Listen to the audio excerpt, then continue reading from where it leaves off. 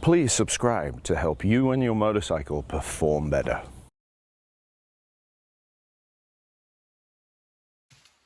This week's video, excuse the cold, snowed yesterday. How do you know where your settings are? So I'm going to start with the CRF 450X and go through settings mapping. So that means, do you have preload? Do you have compression? Do you have rebound? Where is your fork position? What do you have in the shock? Do you have high and low speed compression? Do you have preload? And rebound adjustment. So for each one of these, I'm going to show you how to map it. In doing it, there is a principle behind everything, the golden rule. All hydraulics count clockwise, right to maximum, or if you look, there will be an S and an H with an arrow. So you can look at those. Soft, which is open, hard, which is closed. And those are all words that you may associate with what you've learned so far. Bottom line is, use the words you use, but do it in the convention that is important, because people like myself will always say, how many clicks out are you? Whereas high speed from closed or open. So at that point, I'll give you some guidelines, and based on those guidelines, we can go ahead and use those. Now we'll go piece by piece with this. So if you've never mapped your motorcycle before, you need to know where your settings are. That is critical. There's no ifs, ands, and buts about it. Whether you're on-road, off-road, doesn't matter. The important piece is that your settings need to be tracked and recorded. Based on that, if you have kids, they love tools. Go out one day and all of a sudden your bike isn't handling the way it used to. I wonder what happened. And yes, it's happened. Bikes have shown up at the racetrack with settings that are very different, and smiling kids with a screwdriver. So, nothing wrong with getting your bike mapped, knowing where everything is, and at that point, periodically, these settings will change because oil ages. And as it ages, it gets thinner. And as it gets thinner, your adjusters need to go in a clockwise direction because the oil is flowing faster, so it needs more control. So in principle, if you go all the way left, open, soft, all you're doing is letting the oil have its maximum velocity in that fork or shock. Period. Very simple. The other piece of the puzzle is if you close a tap by going all the way right, to close it, make it H on the setting, you're minimizing the amount of oil flow that can get there.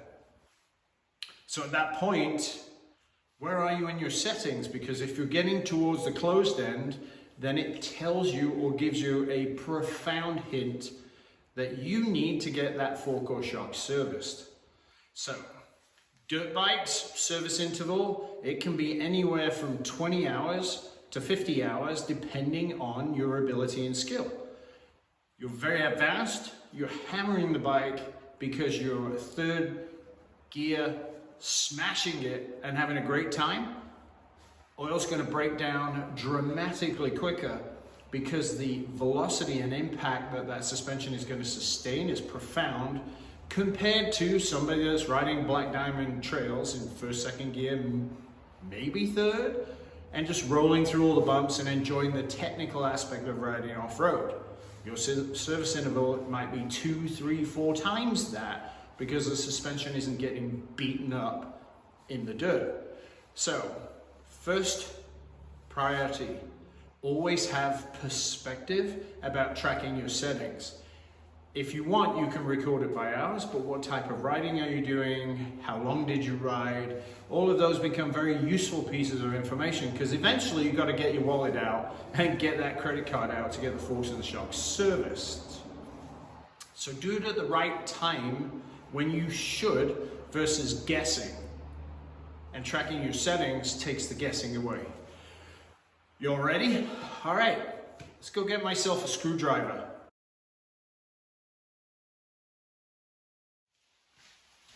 Let's get started with our compression adjuster. It says COM on the top, so you know where you are and what you're adjusting. So first order of business, I know it's difficult to see there, but we are going to go to the right clockwise to H, or closed.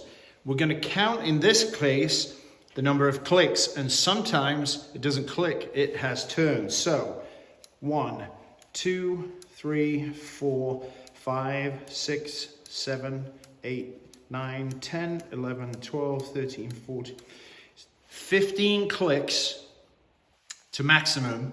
Now we want to count where we were, or what we have in terms of full range. 5, 10, 15, 20, 25, 25, and we are done. So we're 15 of 25. So the ideal starting point is usually halfway. Well, 25 would be 12 or 13, and we were at 15, so we're slightly soft. We're going to put this one back in, 10 clicks to put it back where it was. Now the other side has exactly the same adjuster, so it should be at 15. So we need to go check that. Okay, let's check the left fork. 1, 2, 3, 4, 5, 6, 7, 8, 9, 10, 11, 12, 13, 15, correct. Now I'm still going to check full range and see if it is 25.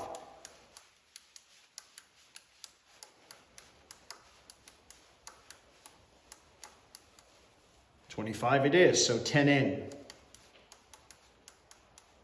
So now we know both are set at 15 out of 25 total. Make a note of that with your bike for fork compression. Okay, now we'll look at rebound, or 10 here. S and H is marked. So things to remember. Got to get down on the deck here to show you. So, screwdriver in. We are looking up at the screw, so that's going to be turned clockwise, looking from the bottom up. If you're adjusting it looking down at the screwdriver, it's going to be counterclockwise. Does that make sense? So the important part to remember here is, what are you looking at and what direction are you looking to make sure you turn the adjuster the correct way. Now that we know which way we're looking, we're going to turn from my vantage point clockwise to maximum, or hard, or closed. Let's get the screwdriver correct. There. 1, 2, 3, reposition, 4, 5, 6, 7, 9, 10, 11, 12, 13, 15, 16, 17, 18, and stop. That's maximum. Okay. Yep, that's maximum. 18 of 1, 2, 3, 4, 5, 10, 15, 20, 25, 7, 8, 9, of 29. Okay, so we know what the setting is here. So we need to set it back 11 clicks to 18. 1, 2, 3, 4, 6, 7, 8, 9, 10, 11, 13, 14, 15, 16, 17, 18. Now obviously we'll go ahead and check the other side to make sure it's 18 and that the numbers correspond of 29. No need to repeat that. The other part is there's a brake disc cover on a dirt bike, so there's a tiny little hole for you to put the screwdriver through, so it takes a bit of time on rider's left side. So take your time to figure that out. The other part is usually in here.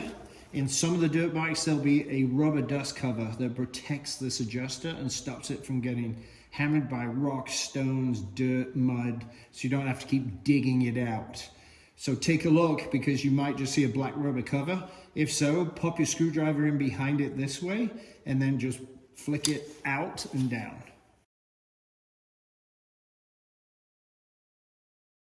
Now, shock preload.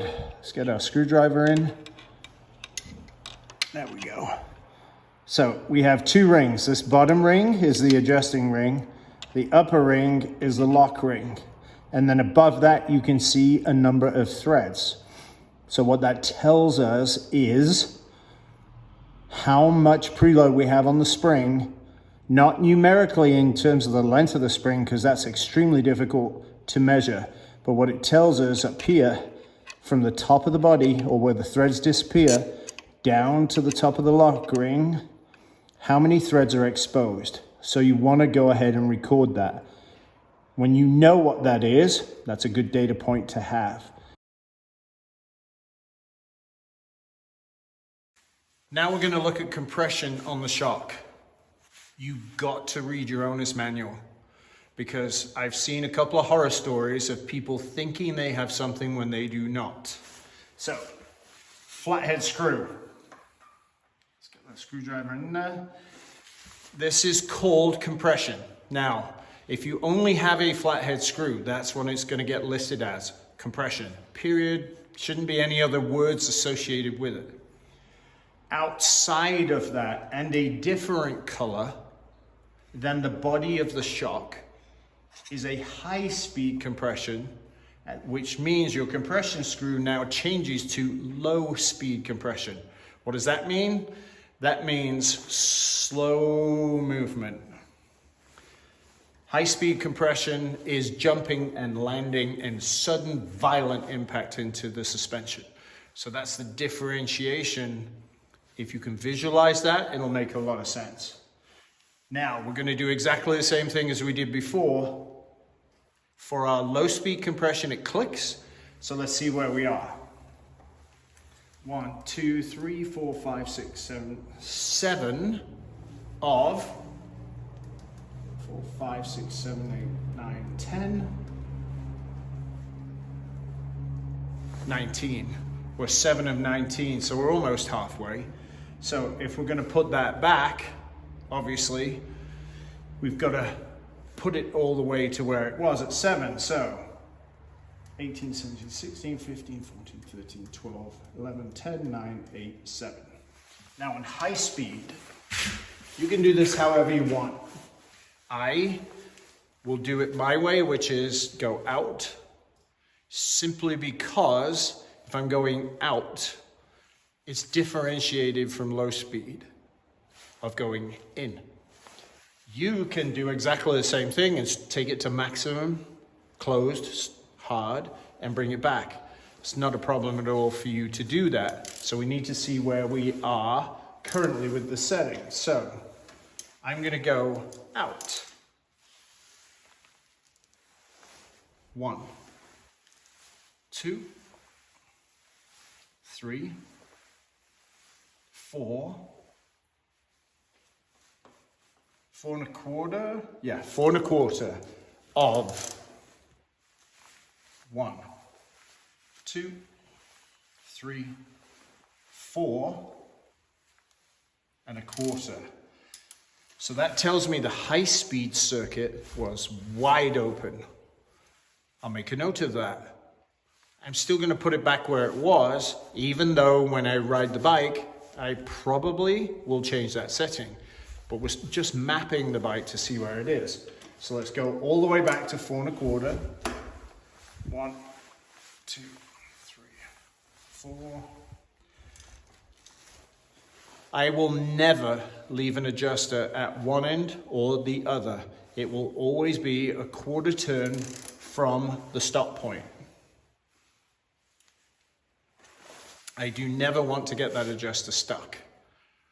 So bear that in mind. If you find you're at one end or the other, make sure you're not right at the end. Turn it in a click or a 1/4 turn. Either way.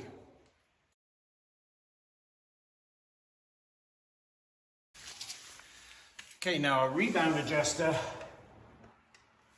is buried at the bottom of the shock. They're usually street and dirt on the same side, usually. There are a couple of exceptions, but not many. So in this case, let's do the same thing. Go to clockwise, maximum, closed, hard. 1, 2, 3, 4, 6. 6 from closed, and of how many? 1, 2, 3, 4, 5, 6, 9, 10, 15, 20, 24 total. So, wonder how old this oil is. Not sure.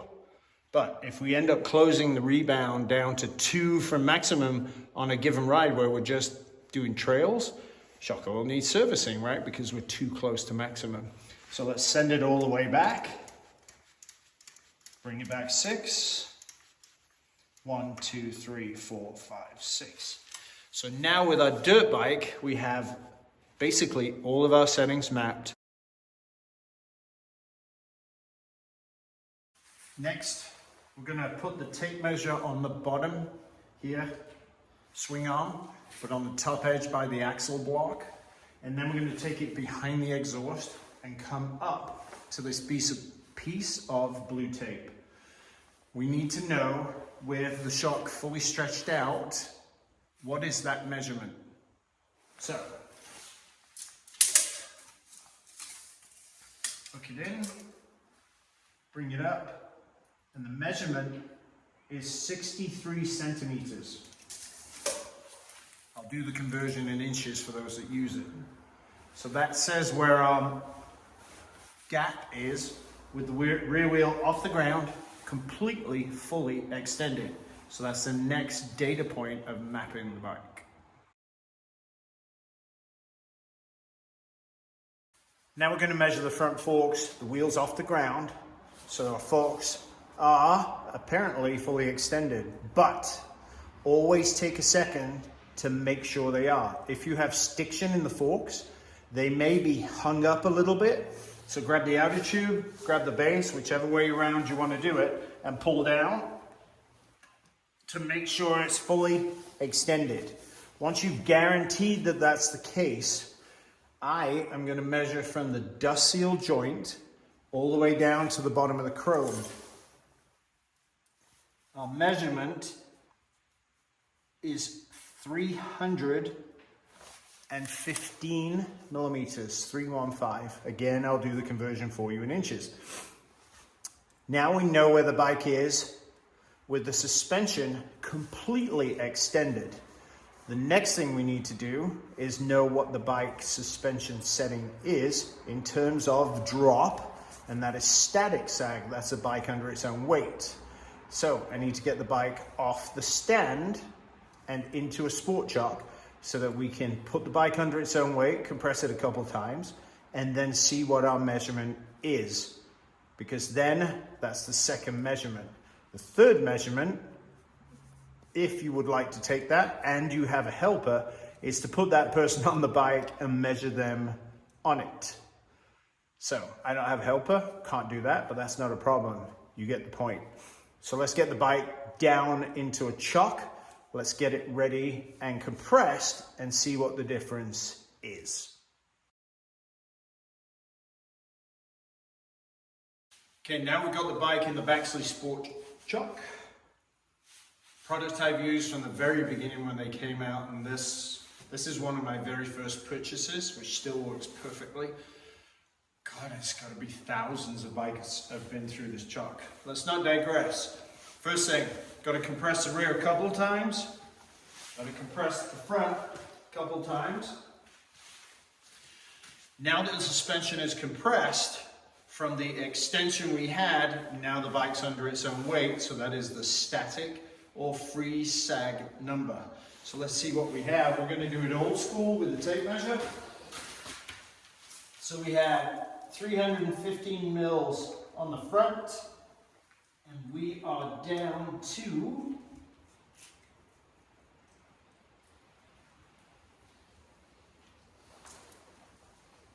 285 millimeters. So 15 plus 15 is 30 millimeters in the front. And then let's go to the back. We started with 63 centimeters or 630 mil, measuring exactly the same way. We're at 585. So 630 to 585 is 15 plus the 30 is 45 mil. So 30 mil in the front, 45 in the rear. So the chassis is pitched this way. It's a dirt bike, so yeah, that makes sense. Now there's a piece there that's important. A dirt bike is going to have a bias to the rear, therefore the balance point is a little further back.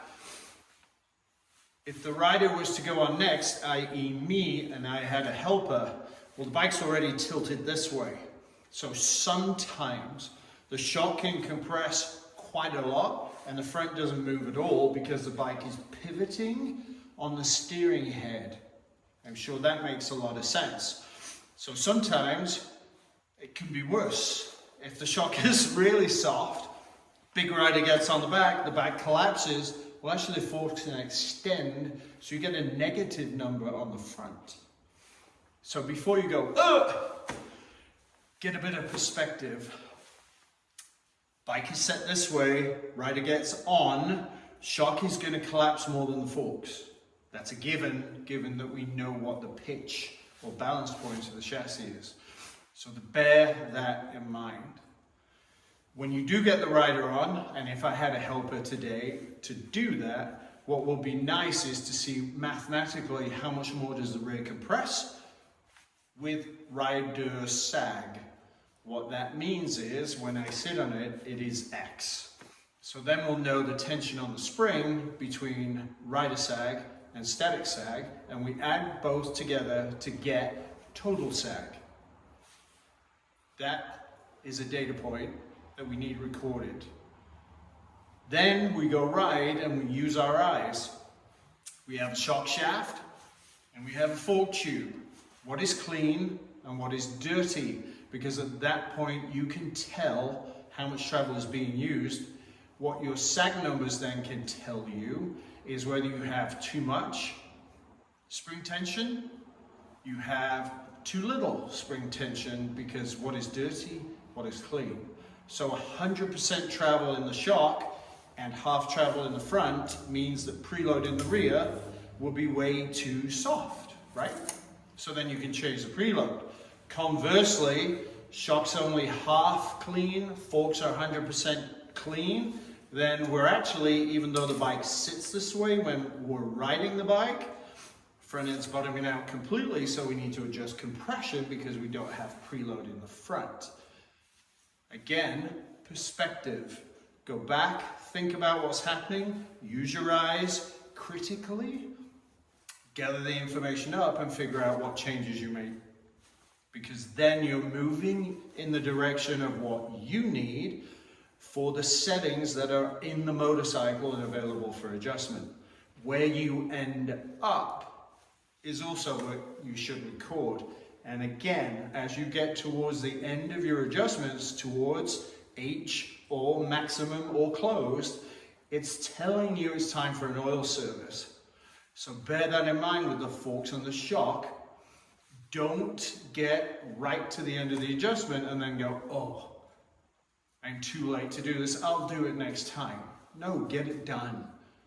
Get everything serviced and freshened up. And make sure you keep records of the amount of time, because if you do it by X amount of hours, I started here with fresh oil. Then at 5 hours, I went here.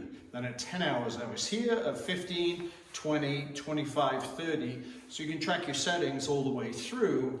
Well, in that case, when you get serviced, you know where to put it right back to. And you repeat the cycle, repeat the settings, and you've got all the data you need. So you're really helping yourself in the long term track all your settings based on the age of the oil and the hours that you've ridden the dirt bike. So hopefully that makes some sense. It inspires you to go ahead and track your settings, at least map where the bike is, get all the information together, and then from there go ride and see where the settings need to go. So that's it for the dirt bike. So I hope you've enjoyed this. I hope it inspires you to get going. And as always, thanks for watching. We'll see you next time.